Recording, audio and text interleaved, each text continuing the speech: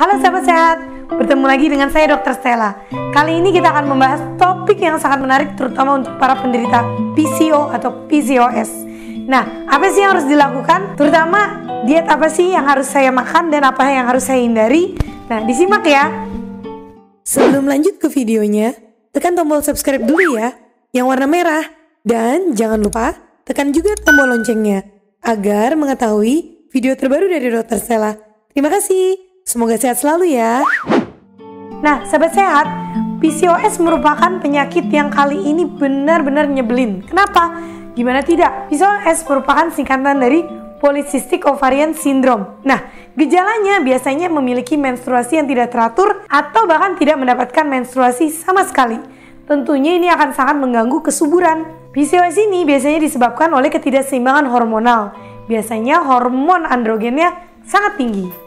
Nah, selain itu, gejala penyerta dari PCOS adalah biasanya 50% penderita mengalami obesitas atau berat badan berlebih.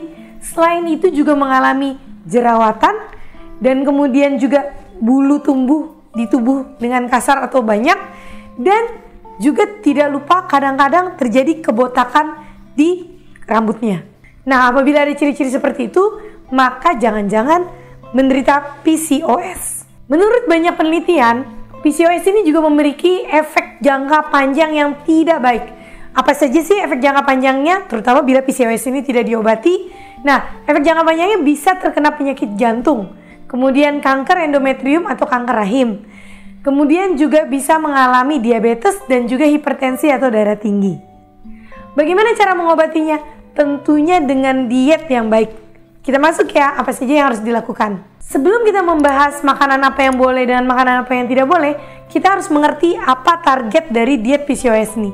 Targetnya adalah memiliki berat badan ideal dan menurunkan resistensi insulin. Karena pada penderita PCOS biasanya mengalami resistensi insulin. Untuk mengetahui apa itu resistensi insulin, simak video sebelumnya tentang PCO. Sekarang kita akan membahas makanan apa saja sih yang bagus untuk dikonsumsi oleh para penderita PCOS. Makanannya dibagi menjadi 3, yaitu makanan yang tinggi serat, kemudian protein yang rendah lemak, dan makanan yang mengandung efek anti-inflamatori. Nah, yang pertama makanan yang mengandung banyak serat contohnya adalah brokoli dan sayuran-sayuran hijau. Lalu protein yang rendah lemak contohnya adalah ikan dan dada ayam. Sedangkan makanan yang mengandung anti-inflamasi atau inflamatori adalah contohnya kunyit dan tomat. Nah, oleh karena itu, untuk buah pilihan untuk penderita PCO adalah tomat. Kali ini kita akan masuk ke makanan apa sih yang sebaiknya dihindari oleh para penderita PCO.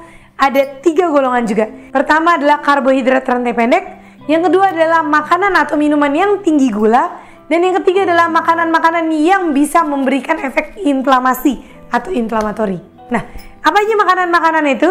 Nah, untuk makanan yang memiliki rantai karbohidrat pendek contohnya adalah roti-rotian dan mie. Jadi semua makanan yang diolah dengan menggunakan tepung itu harus dihindari. Yang kedua adalah makanan atau minuman yang memiliki tinggi gula. Contohnya adalah kue-kue ataupun makanan-makanan yang dibuat dari banyak gula. Selain itu, minuman yang memiliki kadar gula tinggi contohnya sirup juga harus dihindari.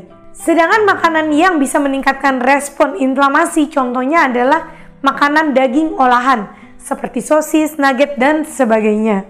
Daging merah juga dikatakan dapat membuat proses inflamasi, jadi juga sebaiknya dihindari. Selain makanan, apa sih yang harus kita lakukan agar PCOS ini bisa diatasi? Nah, ada 3 hal yang perlu dilakukan lagi, yaitu olahraga secara teratur.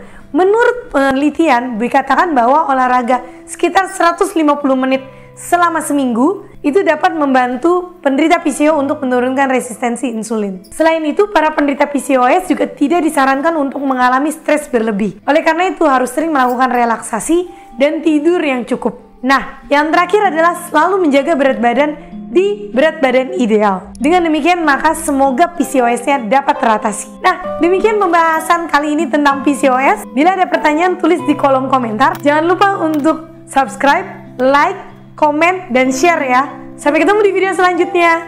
Dah.